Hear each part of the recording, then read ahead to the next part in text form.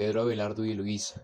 Bajo esta piedra yacen dos amantes, cuyos nombres son conocidos por todos y cuyos corazones fueron unidos por la pasión.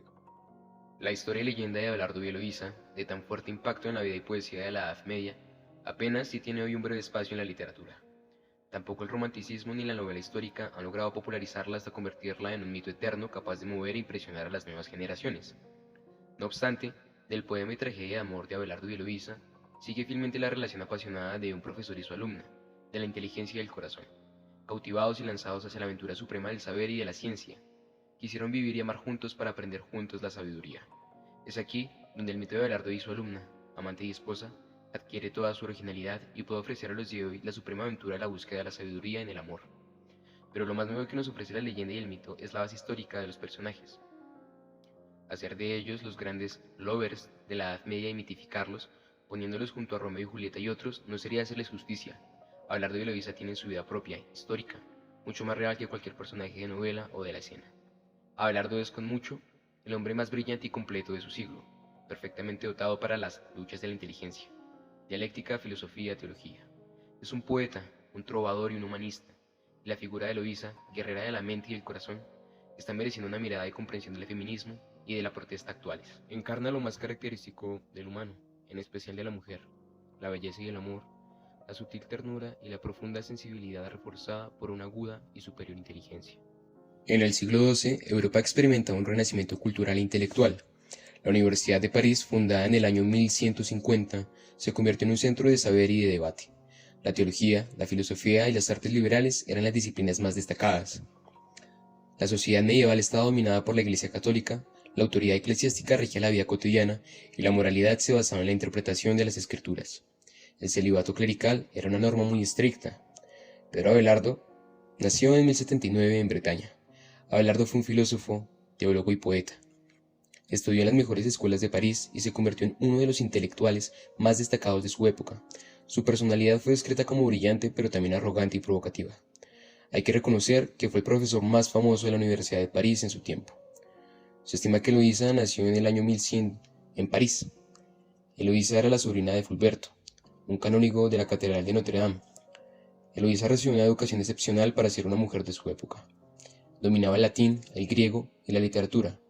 Abelardo, en su Historia Calamitatum, la describiría como una mujer de letras. Abelardo, a través de unos amigos en común que compartía con Fulberto, logra convertirse en el tutor de Eloísa. En las clases, o mejor, en las conversaciones que tenía con ella, despertó el amor. Hay que decir que Abelardo era reconocido por su continencia y castidad, lo cual en un principio no despertó desconfianza en Fulberto, que como dice Abelardo amaba a su niña como si fuera su hija. Eloísa y Abelardo, ambos sintieron atracción por el intelecto y la fama que manejaba cada uno. Abelardo por ser el mejor profesor y el más polémico, y Eloísa fue primeramente reconocida como la mujer más inteligente de París, pero después, y muy tristemente, solo será reconocida por ser el amor humano de Abelardo. Fulberto se entera de la relación de Abelardo y su sobrina en el año 1117. Eloísa queda encinta y Abelardo la lleva a Bretaña para que pueda tener un embarazo tranquilo. Allí, en Bretaña, donde Abelardo nació, se encuentra la hermana de Abelardo, que será la persona que ayuda a Eloísa durante su embarazo y parto. Eloísa decide llamar a su hijo sin un nombre bíblico, y entonces le llama astrolabio, porque es un instrumento para determinar la posición y altura de las estrellas sobre el cielo. Abelardo sigue siendo el profesor más famoso de París, pero ahora no solo por su intelecto. Fulberto se sentía avergonzado y enojado por la supuesta traición de Abelardo a su confianza, por lo cual se reúne con Abelardo y le pide que se case con Eloísa. Abelardo, a petición de Fulberto, le propone matrimonio a Eloísa, a lo cual ella se niega en un primer momento, alegando que eso perjudicaría y deshonraría la reputación de Abelardo, quitándole el prestigio de profesor de filosofía y teología en París, y le preocupaba la persecución que se le haría a él si se casaba con ella. Sin embargo, por insistencia de Abelardo, se casan en secreto, estando presente Fulberto y unos amigos de ellos y de él. El acuerdo era no difundir públicamente la noticia. Esto no ocurrió, y los amigos de Fulberto, y especialmente él, esparcieron la noticia por todo París. Eloísa evidentemente negaba todo, y esto le causaba a su tío gran ira, por lo cual la reprendía no solo con insultos. Abelardo, al enterarse de esto, decide llevar a Eloísa a cierta bahía de monjas cerca de París llamada Argenteuil. Ese fue el lugar donde Eloísa se educó de niña. Abelardo llega a París y se queda en un lugar secreto de su posada, donde dormía. Fulberto, al percatarse de la ausencia de Eloísa, se toma como completa la supuesta traición de Abelardo, pues Eloísa volviéndose monja, Abelardo quedaría libre del compromiso conyugal. Por esto, Fulberto compra al criado de Abelardo que sabía dónde se hospedaba. Así, Fulberto, familiares de él y sus amigos castran a Abelardo. Los gritos de Abelardo eran terroríficos y esto les estropeó la fuga. Uno de ellos, era el que fue criado de Abelardo, son capturados en la calle y linchados públicamente. Les arrancaron en público los ojos y los genitales. Fulberto es exiliado de París y Abelardo se retira como monje a la bahía de Saint-Denis. Sigue con sus escritos, escribiendo en el año de su castración la obra llamada Lógica, y muchas más, entre ellas la famosa Historia de mis calamidades o Historia Calamitatum, y su obra Ética o Conócete a ti mismo en el año 1138. En el año 1133 funda la Escuela del Paráclito, que es un oratorio dedicado al Espíritu Santo. Allí en el Paráclito, Eloísa se convierte en abadesa el resto de su vida. Abelardo regresa a París en el año 1130. Después fue condenado por herejía en el año 1141, sufriendo la quema de muchos de sus libros, obligándolo a él incluso a quemarlos. Y pasa sus últimos días en la bahía de Cluny, donde muere en el año 1142. Es enterrado en el Paráclito, pues fue una de sus voluntades escritas y Eloísa se aseguró de que él fuera enterrado allí. Eloísa también muere en el Paráclito, pero en el año 1164, y fue enterrada junto con Abelardo.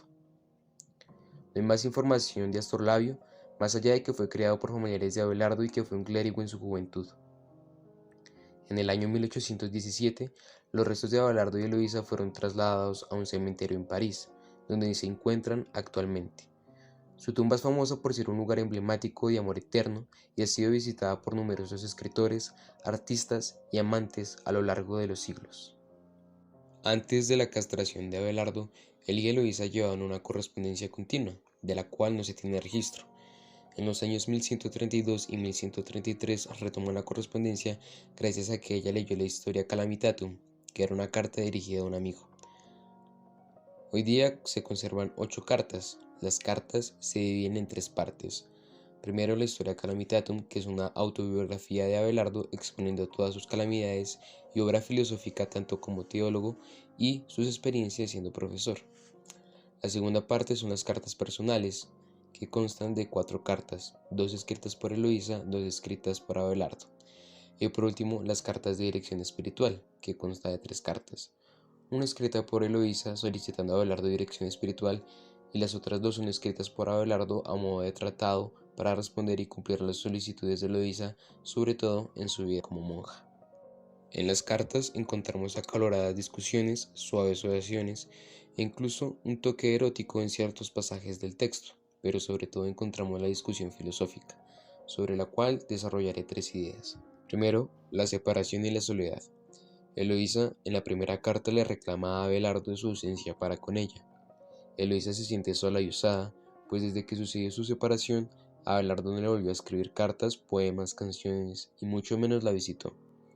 A lo que él le contesta que no cree que Eloísa necesite palabras de consolación, pues ella es una mujer sabia y fuerte que no necesita de él que tanto daño le hizo. Le dice que es mejor que no piense en él, solo le pide que cuando se acuerde de él lo lleve en oración para que Dios lo tenga en cuenta al momento de su muerte. Abelardo dice siempre sentirse perseguido y asustado, que no quiere preocupar a Eloísa, pues en vez de hacerle bien, le haría otro mal. Ambos quieren de alguna manera sanar. Ella busca reencontrarse con él solo quiere dedicarse a Dios. En las cartas de dirección espiritual, Abelardo le da una pequeña guía a Eloísa para que ella también pueda estar con él en Dios. Le consuela diciéndole que no hay razón para sentir dolor, pues ese fue el plan divino. 2. La mujer filósofa. Eloísa es brillante, como se dijo tenía conocimiento de letras, sabía y dominaba el latín y el griego. En sus cartas cita constantemente a Séneca y Boecio, a Cicerón, e incluso cita a Esquines y a Platón. También podemos ver la influencia que tuvo sobre la obra de Abelardo, en especial en su obra Ética o Conócete a ti mismo. Eloísa cuestiona el pecado, es decir, cuestiona qué es el pecar. Aquí entra la intencionalidad como concepto filosófico en las cartas que escribe, cuestionando los preceptos de las escrituras y la religión católica. De hecho, Eloísa parece no creer genuinamente en Dios, pues en repetidas ocasiones afirma que si se convirtió en monja no fue por su voluntad, sino por la voluntad de Abelardo. Eloísa es una mujer que aboga por su propia voz y refleja una actitud filosófica muy adelantada para su época. Eloísa problematiza, reflexiona, tiene un estilo filosófico muy definido. Se cuestiona su lugar como mujer, pues cita constantemente pasajes de la Biblia que acusan, como los griegos, a la mujer como fruto u origen de todo mal para el hombre, y se cuestiona si ser mujer es un castigo divino. Así también problematiza la castidad como característica de los intelectuales y de las mujeres que son puras. Se cuestiona el lugar del placer carnal y la religión, pues no ve el mal en él y se queja de por qué debería ser algo malo. Eloísa está infravalorada como figura, pues como dije en el principio del video, nunca la tenemos en cuenta sin tener que pensar en Abelardo antes. Eloísa no es Eloísa por Abelardo, Eloísa es ella por sí misma, igual de importante, igual de protagonista. 3. Culpa y pecado. Eloísa y luego Abelardo sostienen que el pecado no reside en la acción en sí, sino en la intención que la motiva. Distingue entre el pecado, que implica una intención malvada, y el error, que puede ser involuntario. Abelardo enfatiza la importancia del arrepentimiento y la redención a través de la fe y la gracia divina. Eloísa ve el pecado como una consecuencia de la debilidad humana y la fragilidad de la naturaleza humana. Considera que su amor por Abelardo es una forma de redención, ya que los une a pesar de sus errores. Eloísa asume la responsabilidad por sus acciones y se siente culpable por haber contribuido a la caída de Abelardo. Ambos autores consideran que la culpa es un sentimiento interno que surge de la conciencia de haber pecado. Abelardo y Eloísa buscan la perfección moral y espiritual, aunque reconocen la imposibilidad de alcanzarla plenamente. La fe es vista como un elemento clave para superar el pecado y el mal. La concepción del pecado y el mal se enmarca dentro de la idea de la caída del hombre y la necesidad de redención a través de Jesucristo, que es lo que aclara Abelardo en su carta en Tratado de Dirección Espiritual. Temas que se pueden relacionar del texto y la clase de filosofía medieval. En la Historia Calamitatum, Pedro Abelardo hace constante referencia al problema de los universales. Pedro Abelardo es considerado como un nominalista moderado o conceptualista. Abelardo se opone al realismo extremo de los platónicos, que sostienen que los universales, géneros y especies, tienen una existencia independiente. También se distancia del nominalismo radical, que reduce los universales a meras palabras. Defiende una forma de conceptualismo, según la cual los universales existen como conceptos en la mente humana. Estos conceptos son abstractos y se derivan de la experiencia sensorial y la observación de individuos concretos. Abelardo introduce la noción de estatus, estado o condición, para explicar cómo los universales se relacionan con los individuos. Los estatus son propiedades o características que definen a un individuo como miembro de una clase o género. La posición de Abelardo sobre los universales fue influenciada por Aristóteles, Boecio y los platónicos. Sin embargo, su enfoque fue criticado por otros filósofos medievales, como Guillermo de Champox, su maestro, y Bernardo de Claraval, problema, entre otros, por el cual sería condenado por herejía. Tema de la ética de la intencionalidad. Abelardo, en su obra Ética o Conócete a ti mismo, sostiene que la intención es el criterio principal para evaluar la moralidad de una acción. Argumenta que la intención es lo que determina si una acción es buena o mala, más que la acción en sí misma. Abelardo distingue entre la intención y la acción. Considera que la intención es la disposición interior que motiva la acción, mientras que la acción es el resultado exterior. Eloísa enfatiza la importancia de la conciencia en la toma de decisiones morales. Argumenta que la conciencia es la voz de la razón que guía nuestras acciones. Abelardo y Eloísa exploran la relación entre el amor y la intención. Consideran que el amor verdadero es aquel que se fundamenta en la intención de buscar el bien del otro. La relación entre Abelardo y Eloísa se caracteriza por una intensa pasión y amor. Sin embargo, también está marcada por la culpa y el arrepentimiento. A través de sus cartas, ambos autores reflexionan sobre las intenciones que guiaron sus acciones y cómo éstas afectaron su relación. ¿Por qué recomendaría el libro? Porque es una obra filosófica que nos hace ver y reflexionar acerca de las relaciones amorosas, el desapego, la no comunicación, el problema de la culpa, el amor desenfrenado, la confusión entre pares, el amor no correspondido. Nos hace ver cómo se vive el amor nos hace pensar éticamente, nos hace ver problemas actuales en las relaciones, como por ejemplo, pensar el amor que se da en una pareja en la cual sus participantes se llevan 20 años de diferencia. Hoy en día vemos esas relaciones marcadas por sesgos de interés. También, en el estilo de cada una de las cartas, sentimos las palabras escritas, en especial las de Luisa, que son, en ocasiones, como si pisáramos agujas calientes mientras estamos descalzos. Vemos las perspectivas de ambas partes de la relación, cómo discuten por cosas como la metafísica, los pasajes bíblicos, la belleza, la bondad y la justicia. También, gracias a la obra podemos ver el contexto en que se encuentran sin mencionarlo explícitamente. Las citas a los autores clásicos son preciosas, necesarias, y nos hacen entender la visión de la filosofía de cada uno.